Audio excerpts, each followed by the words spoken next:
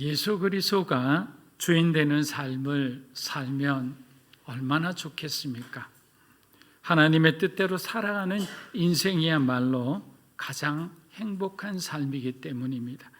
그런데 우리는 여전히 우리들의 인생의 운전대를 하나님 앞에 드리기를 주저합니다. 때로는 주님이 지켜보시는 것도 부담스러워합니다. 그렇게 점점 하나님이 없는 자신들이 만들어가는 세계 속으로 들어가고 있는 것입니다. 그렇다면 하나님께 항복한다는 것은 무엇을 의미합니까? 하나님께 항복한다는 것은 우리의 생각과 계획을 내려놓고 우리의 삶의 모든 면에서 하나님께 복종한다는 거죠. 예수님께서도 자신을 내려놓고 하나님의 말씀에 순종하여 인간이 사는 이 땅까지 내려오신 거죠. 그리고 아버지의 뜻에 순종하기 위해서 십자가의 죽음이라는 값비싼 대가를 지불하셨습니다. 예수님의 죽음은 믿는 자들에게 구원의 길을 활짝 열어주셨어요. 바로 하나님의 샬롬, 세상이 줄 수 없는 그 하나님의 평화가 저와 여러분 가운데 임한 것입니다. 그런데 질문이 있어요. 지금 우리들의 삶에는 왜 그 평안과 그 삶, 그 구원에 대한 기쁨이 없을까요? 얼마나 더 내려놓아야 진정한 평안과 기쁨을 우리가 누릴 수 있을까요? 그리스도인으로 살아가지만 우리는 하나님 아버지 뜻과 우리들의 뜻 사이에서 갈등할 때가 많습니다.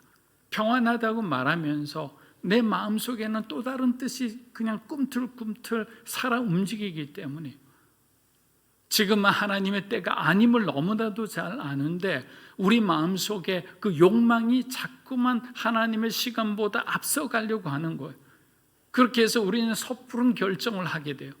그리고 그 결정에 대한 그 대가를 결국 또한 지불하게 되는 거예요. 그래서 우리는 늘 그 은혜 가운데 거하기 위해 그 말씀의 그 경계선 안에 머물기 위해서 늘 깨어 있어야 되는 거예요. 내 안의 소리는 아주 확신에 찬 계획과 방법을 제시하면서 My way를 외칩니다. 너의 길을 가라는 거예요. 그런데 성령님은 하나님께서 너의 갈 길을 보여주실 것이다 라고 하는 거예요. 이 말씀은 무슨 말씀이에요? 기다리라는 거죠. 조금만 더 인내하라는 거예요. 그래서 힘드는 거예요. 그래서 실망하는 거예요. 그래서 주저앉는 거예요. 왜냐하면 지금까지 버티고 내 나름대로 최선을 다했는데 하나님 지금보다 더 한다면 나는 어떻게 할까요? 내가 다 망한 뒤 주님이 오시면 어떻게 할까요? 여러분 욥기를 묵상하면서 무엇을 느끼나요? 욥은 망할 대로 완전히 폭삭 망한 사람이잖아요. 가진 것이 하나도 없어요. 가족도 없어요. 그런데 하나님이 찾아오셨을 때 그의 마음을 위로해 주셨을 때 그의 인생을 하나님이 새롭게 재조정해 주셨을 때 욥의 인생은 이전보다 갑절의 축복을 받았잖아요. 완전히 nothing인 상태에서 everything이 된 거예요. 그러니까 우리의 처지는 하나님께는 중요한 요인이 안 된다는 거예요. 여러분 믿으세요? 우리가 건강에 있을 때 뭔가 하나님의 일을 할 수 있는 게 아니에요.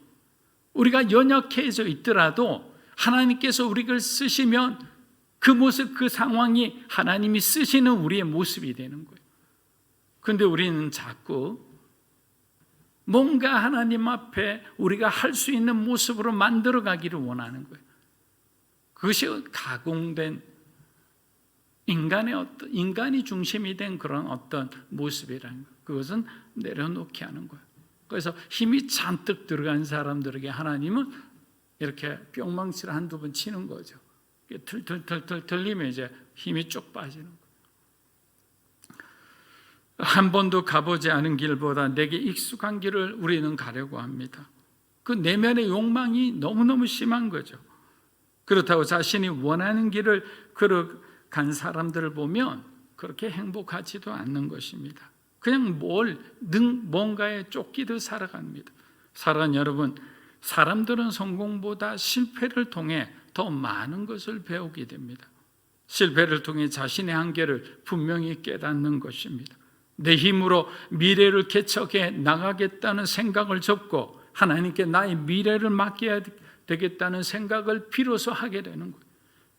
그런데 그 중에는 끝까지 버티는 사람들이 있는데 그 사람들은 결국 사람들의 눈과 평가를 두려워하는 사람들입니다. 저 사람들은 날 패배자로 할 거야. 저 사람들은 나를 낙오자로 할 거야. 그러니까 버티는 척합니다. 또 포기하고 뭔가 이 시간은 전환의 시간인데도 불구하고 계속 그 자리에 머물러서 정말 낙오자들과 함께 휩쓸려 나가는 거예요. 순종해야 될 골든타임을 자존심 때문에 놓쳐버리는 안타까운 사람들입니다. 하나님께서 사역을 위해 모세를 부르셨을 때 모세는 하나님의 부르심에 주저했습니다. 왜냐하면 하나님께서 지금 모세에게 말씀하시는 그 일을 자신은 할 수 없다고 생각했기 때문에 당연히 할 수 없죠. 하나님은 모세에게 모세가 할 수 있는 일을 부르신 게 아니에요. 모세를 통해 하나님이 하실 일을 위해 부르신 거예요. 저와 여러분도 마찬가지입니다. 우리의 일을 위해서 부르는 게 아니에요.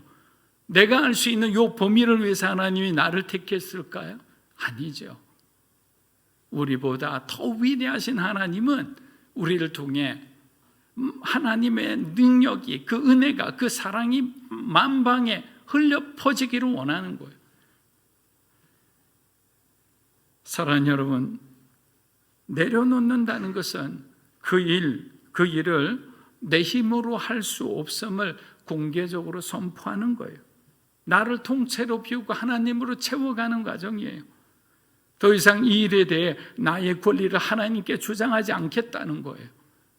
성령 충만함이란 하나님에 의해서 우리의 자아가 완전히 통제된 상태, 거룩하게 통제된 상태란 말할 수 있죠. 그래서 성령 충만한 사람은 자신 안에 있는 하나님의 기뻐하시지 않는 것들을 하나하나 내려놓을 수 있는 거죠.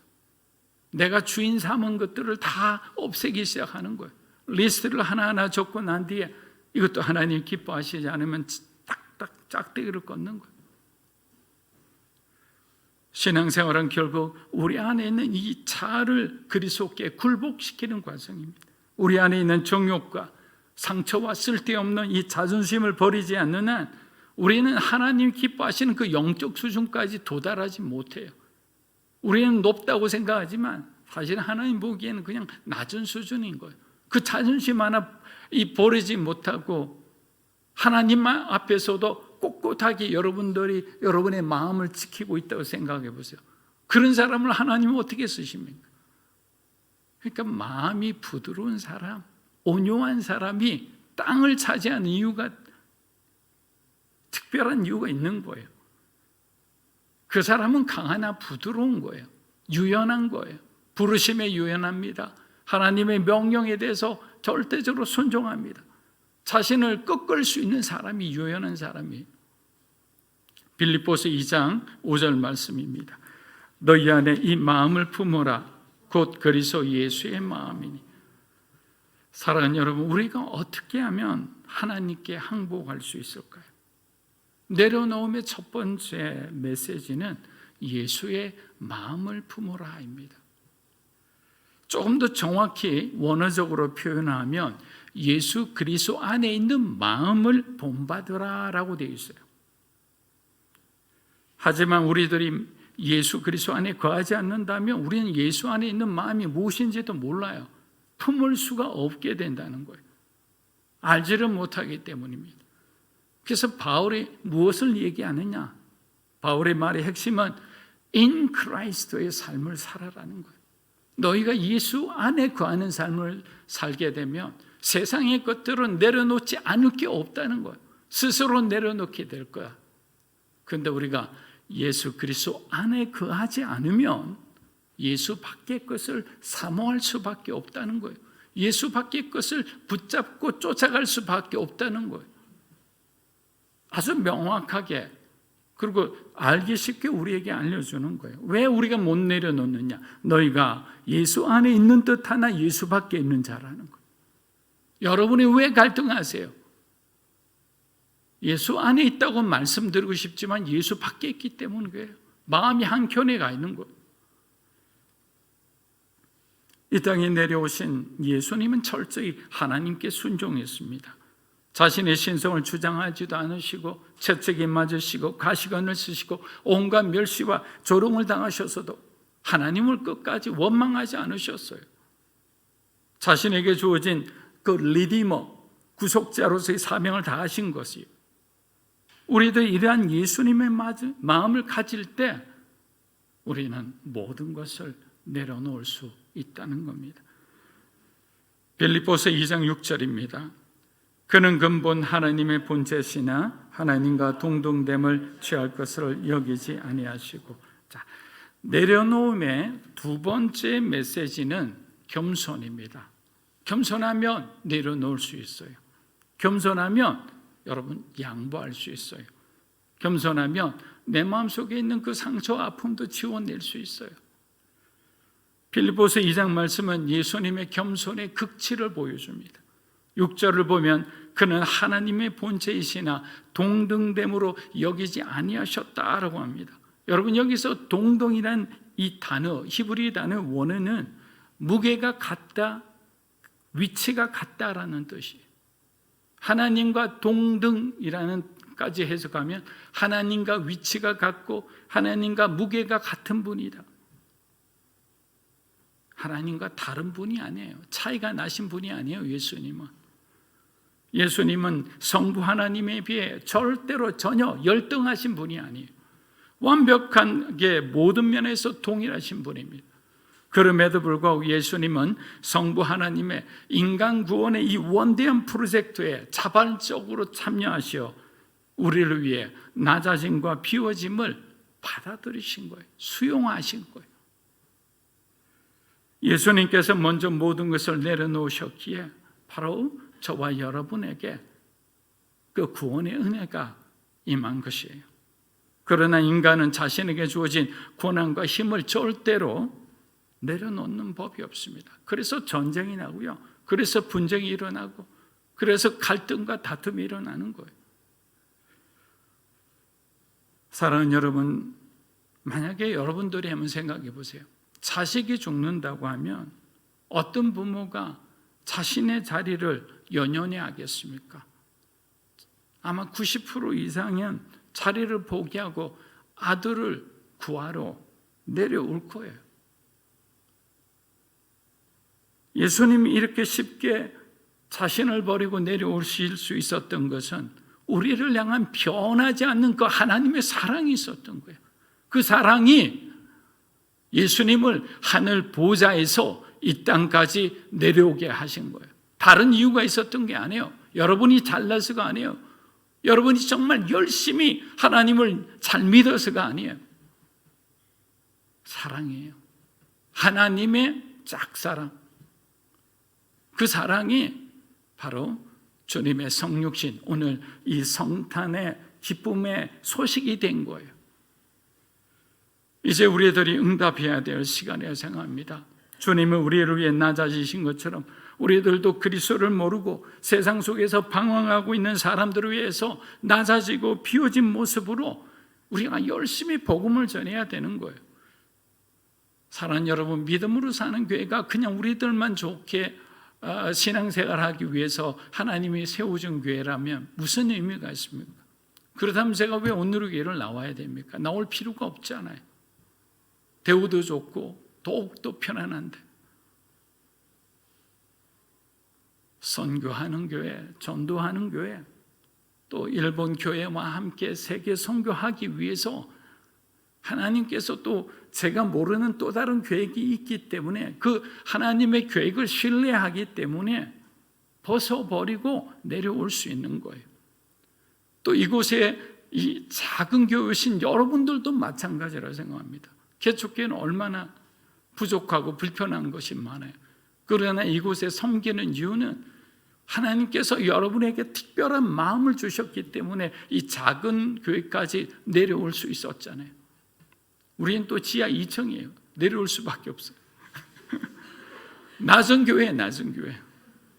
그런 낮아진 교회를 낮은 마음으로 우리는 또 복음이 필요한 자들에게 나아갈 때 하나님은 우리를 얼마나 기뻐하시겠어요. 그런 마음으로 신앙생활하는 거예요.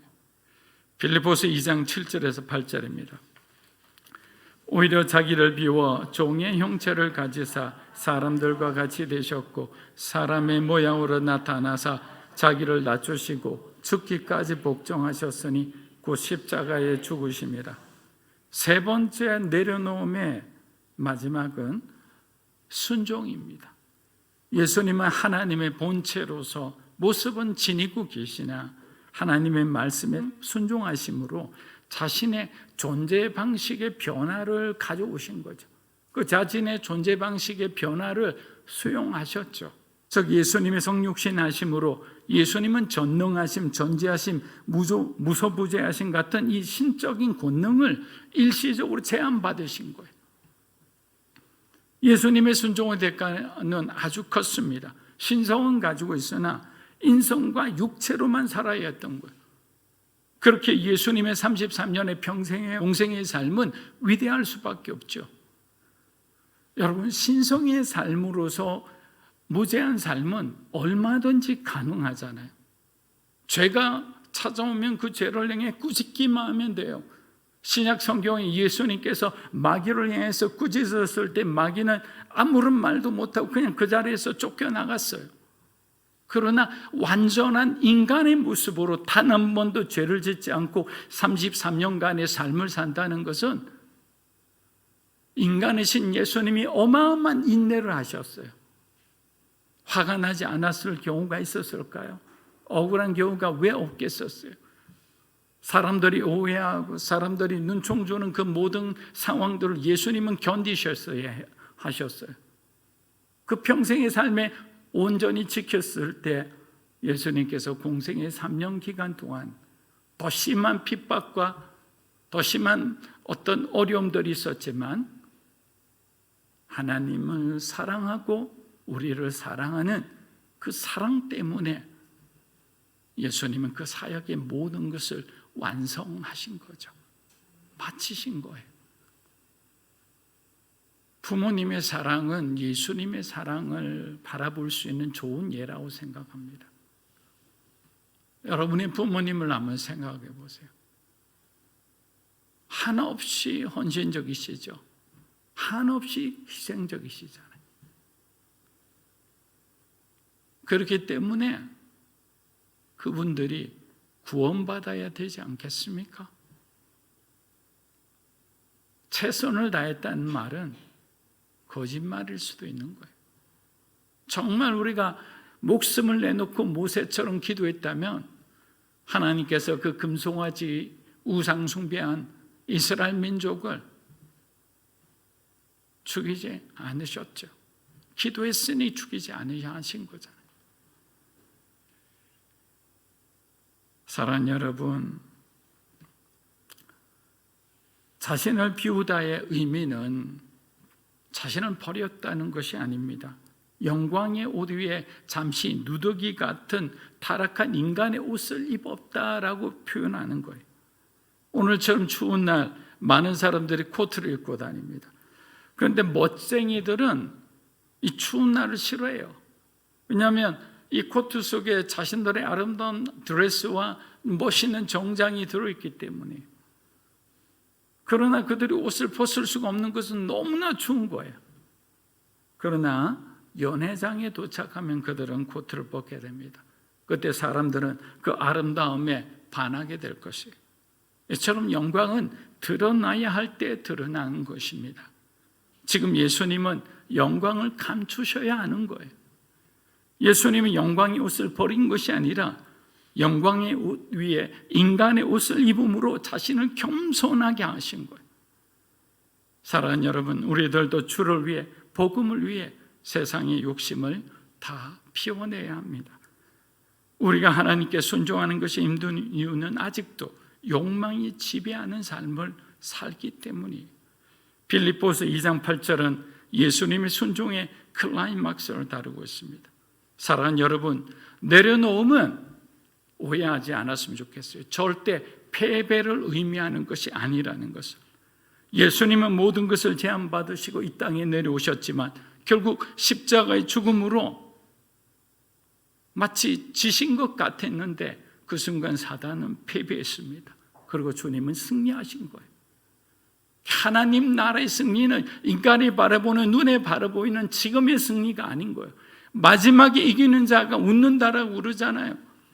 여러분 10번까지 전쟁이 있는데 9번까지 지다가 10번에 최종적으로 이기면 그 사람이 승리하는 거예요. 그렇기 때문에 그리스도인들은 마지막 그날을 바라보고 오늘 영적으로 여러분들이 강건하게 싸울 수 있는 몸을 만들어 가는 거예요. 왜냐? 바울 사도가 우리에게 뭐라고 했습니까? 그리스도의 군사라고 얘기했잖아요. 군사는 싸우는 사람이에요. 이 사람의 경관진을 보면 그냥 넘어가지를 못해요. 예수의 이름으로 명하노니 이 어둠의 영들아 이 시간 떠날지어다 라고 외쳐야 되는 거예요. 신방 갔을 때 그 집이 어둠 가운데 있다. 그럼 우리가 함께 기도해야 되는 거예요. 그 어둠이 있다는 것을 말하는 것을 여러분들 너무 두려워하지 마세요. 너무 우울해하지 마세요. 하나님께서 주의 종이나 누군가를 통해 보여주셨다는 것은 치료해 주시겠다는 거예요. 그것을 깨끗이 해결해 주시겠다는 거예요. 근데 우리 자존심 때문에 우리 가정의 어두움을 숨긴다? 해결을 하지 못하죠. 죄는요, 빛이 오면 그냥 사라지는 거예요. 마지막 빌립보서 2장 9절에서 10절입니다. 이러므로 하나님이 그를 지극히 높여 모든 이름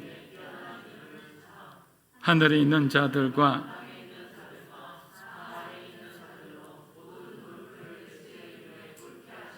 예수님의 순종은 하나님을 비롯한 모든 사람을 기쁘게 했습니다.